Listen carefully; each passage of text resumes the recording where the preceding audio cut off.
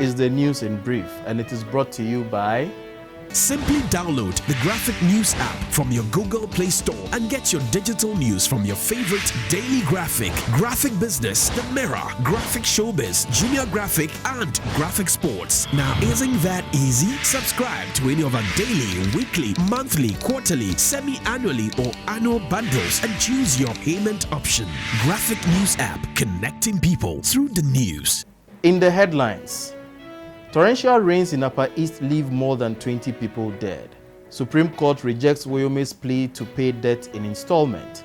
Ghana Armed Forces denies NDC's claim of militia training at Asuchare. And our completes first commercial flight to Wa. My name is Enoch Dafa Frimpong. More than 20 people have been confirmed dead following 8 days of torrential rains in the Upper East region. 19 others have been reported injured, while hundreds of houses have collapsed across the 15 districts of the region. There are, however, indications that the death toll could rise as the National Disaster Management Organization is still assessing the extent of the damage. The director in charge of operations at NADMO, Mr. David Mma, made us known to Graphic Online. There has been intermittent rains in the area since October 1, leading to the disasters and casualties. The Supreme Court has rejected a plea by businessman Alfred Agbesi Yeboah to pay the 46 million Ghana cedis he owes the state in installment. The legal team of Mr. Yeboah Wednesday told the Supreme Court that their client was ready to pay 10 million Ghana cedis now and 4 million Ghana cedis every 3 months. After counsel for Yeboah, Muda Adelawal moved an application for the court to hold the execution of his judgment in 2014, which ordered Yeboah to pay the money, the 5-member panel of the court, presided over by Justice Paul Bafo-Boni, rejected the application and described it as without merit. In a ruling, the court held that Yeboah had made similar promises in the past to pay the money in installments, but had failed to fulfill such promises. Meanwhile, the Supreme Court has also directed the special prosecutor, Mr. Martin Amadou, and the Attorney General, Ms. Gloria Kufu, to collaborate to retrieve 47 million euros illegally paid to Waterville Holdings Company. That was after Mr. Amadou told the court on Wednesday that he had evidence that could help the state retrieve the money. Mr. Amadou was in the Apex Court after filing an application seeking an order at the AG to enforce the Supreme Court's judgment in 2014 for Waterville to refund the money paid to it by the state. As part of activities for its 60th anniversary celebrations, the Ghana Institute of Journalism has launched a 100 million Ghana cedis endowment fund with a plan to expand its existing facilities to help transform the institute into a center of excellence for communication studies. GIJ needs more funds and support.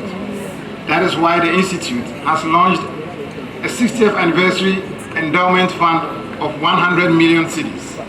To help secure the future of the Institute, while proceeds can help us fund urgent projects.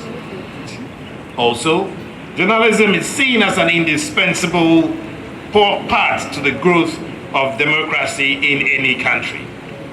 So, those of us who, in any kind of communication profession, play a critical role in our nation's building should indeed recognize what GIJ has done for us.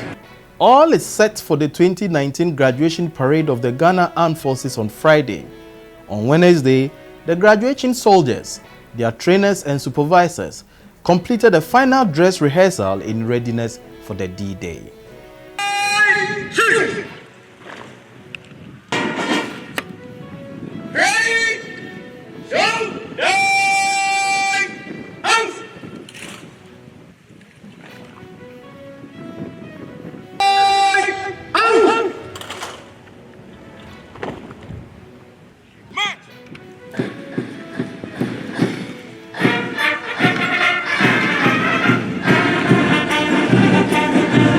Commercial flights to the Upper East regional capital of Wa started last Tuesday when Africa World Airlines operated the maiden flight to the airport.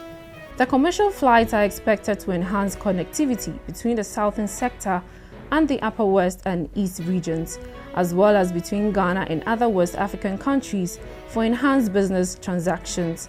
Wa is a very fast-growing town with an expanded land, which is open for economic development. It is about 10 to 15 hours drive on the road from Accra. And to our last story, the Ghana Armed Forces has denied claims that the Highlands of the new Patriotic Party are undergoing a secret military training at Asuchari in the Greater Accra region ahead of the 2020 general elections. Deputy Director of Public Relations of the Ghana Armed Forces, Commander Andy La Anyane, was emphatic in an interview with Graphic Online that no such development has happened at the military training facility, challenging former President John Mahama and the National Democratic Congress, who both say they have evidence to back the allegations to produce same. We have evidence that those people are being sent to Asuchari and trained in batches over and over again, in all kinds of combat techniques and other things. It's a worry. For more news, log on to graphic.com.gh and follow us on Facebook at Daily Graphic and on Twitter and YouTube at GraphicGH. My name is Enoch Dafa Frimpong. Thanks for watching.